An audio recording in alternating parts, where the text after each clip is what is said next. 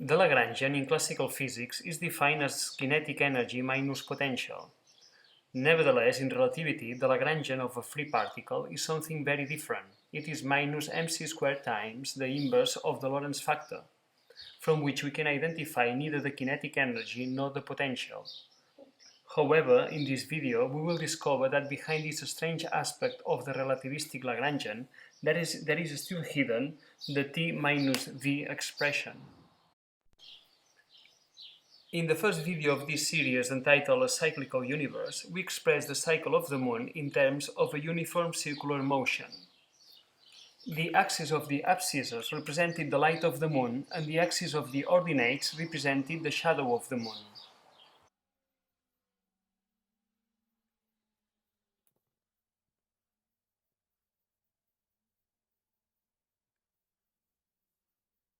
A curious fact of this representation was that in a single revolution, the cycle of the phases of the Moon appeared twice. That is, in a single cycle there were 2 full moons and 2 new moons. At that time, we warned that such a duplicity of the cycle would surely introduce into our equation some factor of 2. Today, we'll see where it appears. Light and shadow in the Moon combined, that is, x squared plus y squared, were equal to a constant that represented the visible surface of the Moon. However, the situation is different in the case of the universe. We can look at the Moon from the outside. Nevertheless, we cannot do the same in the case of the universe because we are a part of the structure. To be included in the structure, we argued that the y-axis had to be a pure imaginary axis.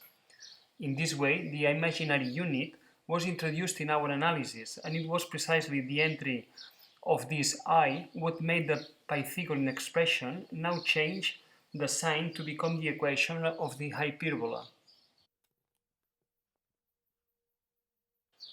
Then, comparing this expression with the relativistic invariant interval, we understood that presence was physically manifested in terms of space and absence in terms of time. This automatically turned the fundamental cycle between presence and absence into a kind of rotation in space-time.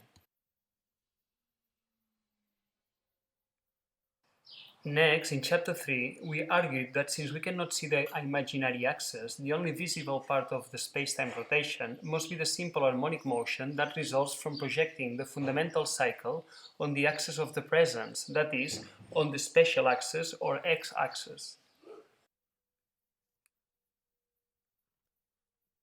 At that time, we also saw that despite drawing, as usual, the acceleration pointing towards the center, it was actually pointing outwards.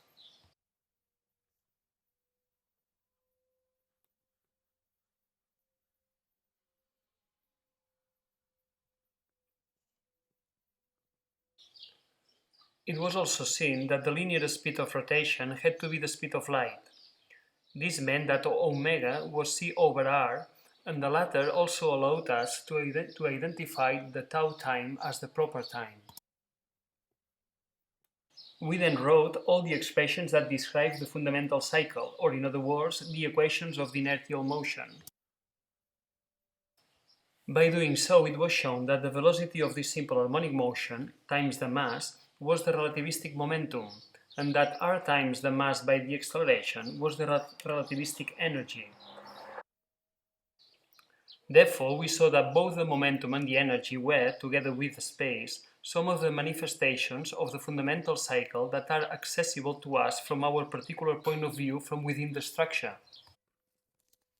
Now let us imagine a different situation. Let us assume that the simple harmonic motion, already understood as the only part of the fundamental cycle to which we have access, is executed by a mass m sub 0 linked to a spring of elastic constant k.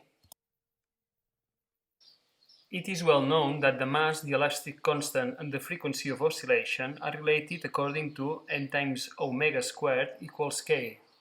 Substituting the value of omega by c over r, this expression becomes the analogous of what in the classical simple harmonic motion is the fact that the maximum kinetic energy equals the maximum potential energy, where a is the amplitude of the motion.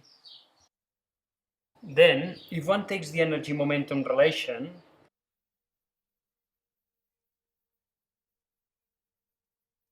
and then expresses the energy as r times kx,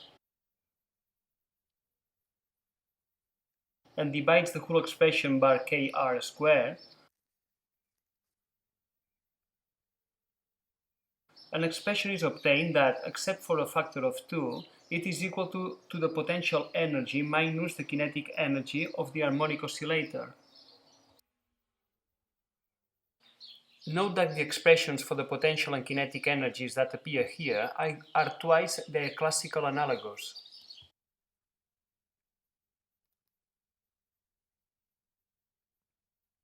Therefore, the Lagrangian in this case will be minus 1/2 of mc squared. If we integrate this constant expression over the proper time of the particle when it evolves according to the fundamental cycle, that is, following its inertial motion, then the action becomes minus 1/2 of mc squared times delta tau.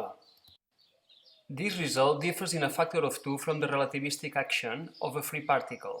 However, we already know where this two-factor comes from. It comes from the fact that the relativistic equations take into account the duplicity of the cycle, while the classical ones do not.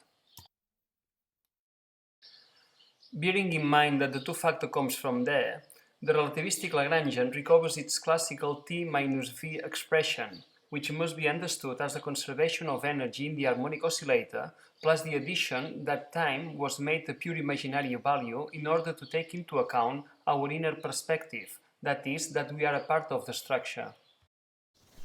Per tant el lagrangià de la partícula lliure com la famosa relació energia-moment de la relativitat no són altra cosa que la conservació de l'energia de l'oscil·lador harmònic simple.